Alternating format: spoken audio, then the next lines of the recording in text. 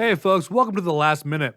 I'm Dustin Wong, looking forward to the end of COVID and fearing when I can no longer use COVID as an excuse to stay home and deal with people.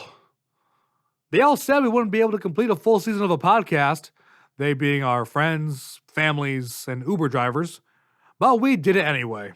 So let's look back at some of our favorite political jokes of 2021. At the beginning of the year, we had a little coup at the Capitol. But after that, Joseph Robinette Biden was sworn in as the 46th President of the United States. And after that, former President Donald Trump went to court. His impeachment trial was held this past February, where he was found guilty for his part in inciting the Capitol riot on January 6th. Is what I really want to say. But he was acquitted, because of course he was acquitted. His so-called impartial jury, don't know why I'm doing air quotes, you can't see them, was composed of his accomplices. His very, very close peers, like Ted Cruz, who went and had meetings with Trump's defense team. That's like putting George Clooney on trial and having the remaining Ocean's 11 be the jury.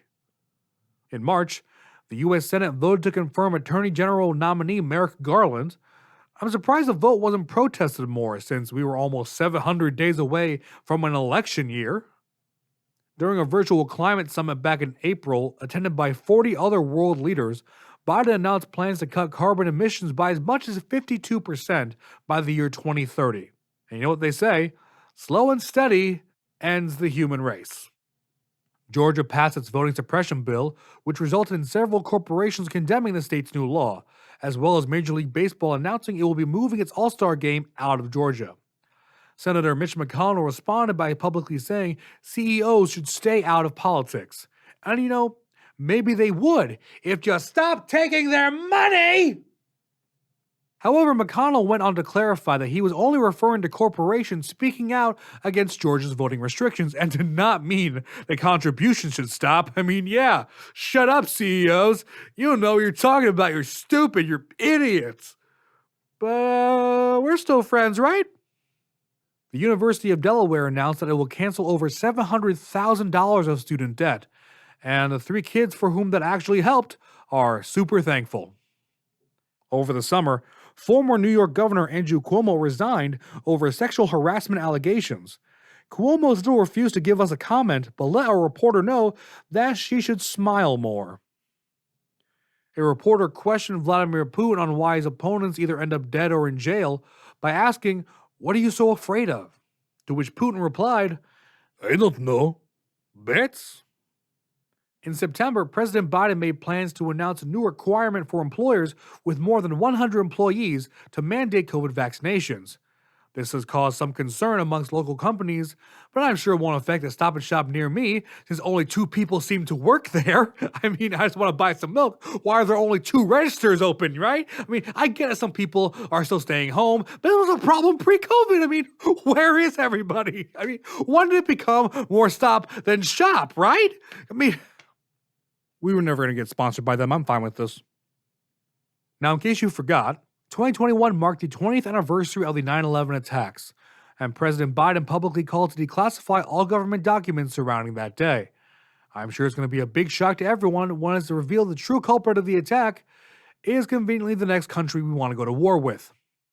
The state of California banned the act of stealthing this past October, in which someone secretly removes a condom without their sexual partner's consent. Stay tuned for another edition of How Is This Not Already Illegal? If anything, I've been secretly putting a condom on. Can never be too safe. NBC News outlet Today reported that China may be spreading disinformation to Americans through social media. And here we go again with these conspiracies. Who are they going to say next? The Russians? The internet? The next thing you know, they're going to say America is spreading disinformation to Americans. Ridiculous, the very idea. In December, Ghislaine Maxwell, former girlfriend of Jeffrey Epstein, was found guilty of sex trafficking following a federal trial.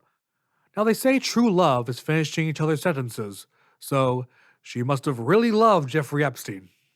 Studies reported that food is more expensive than it has been in decades, but that doesn't make sense. I thought food prices would only go up if we raise the minimum wage, and I'm still getting paid the same shitty amount. Consumers have accepted the price hikes as opposed to the alternative, which is to starve. And finally, Germany announced a nationwide lockdown for the unvaccinated.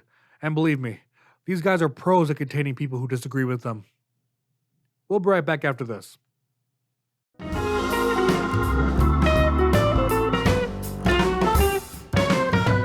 So if even The Simpsons can get away with doing a clip show and rehashing old jokes, then so can we. But in other news, at a Chinese airport, 4 men received mouth ulcers after eating 30 kilograms of oranges to avoid paying extra baggage fees. But you know what they didn't get? Scurvy. Rapper and hip-hop producer Andre Ramel Young was released from the hospital after suffering a brain aneurysm. A statement released by his publicist assured fans that despite this recent hardship, Mr. Young is still Dre. Both Coke and Pepsi agreed not to broadcast a commercial during the Super Bowl this year in fear of sending the wrong message. I'm surprised Pepsi didn't go with their original plan of having Kendall Jenner cure coronavirus. At the ripe age of 43, Tom Brady won his 7th championship title at this year's Super Bowl. And somehow, somewhere, Michael Jordan took that personally. HBO announced that Pedro Pascal has been cast as Joel in their adaptation of the popular video game The Last of Us. Pascal continues to corner the market on sad, violent adoptive dads. Across the pond, the UK Supreme Court decided that Uber must treat their drivers like employees. Meanwhile, American companies are still deciding whether or not to treat their employees like people. In the world of sports, the NCAA sparked its own controversy after being exposed for clear sexist treatment during the March Madness tournament. They provided female athletes with less workout equipment, lower quality food, and only allowed them to play half court. American R&B singer The Weeknd's hit single Blinding Lights became the first song to spend a full year in the Billboard Top 10. Celebrating this accomplishment, the artist has now changed his name to 52 Weekends. Apparently, the world's first space hotel will be open to the public by the year 2027, but it still won't be enough space between you and your distant wife.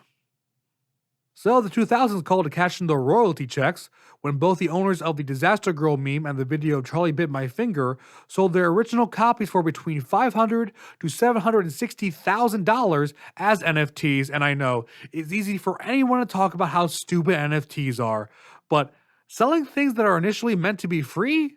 Well, that's just the American dream, baby. According to The Guardian, over 25 major corporations who celebrated Pride Month over social media have been revealed to donate over $10 million to anti-gay politicians, including Johnson & Johnson, a nuclear family company. As July reached its peak, Death Valley reached a scorching temperature of 128 degrees, securing its spot as one of the hottest places on Earth. Second only to this fine ass. Ooh!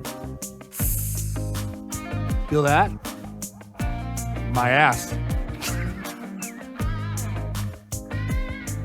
In the hopes to mitigate climate change, however, scientists have already created, presumably, the whitest ever paint that can reflect 98% of sunlight as well as irradiate infrared heat back into space. The paint has been rightfully named Conan O'Brien. Overseas in Staffordshire, England, a man was arrested for stealing Viagra from a local pharmacy.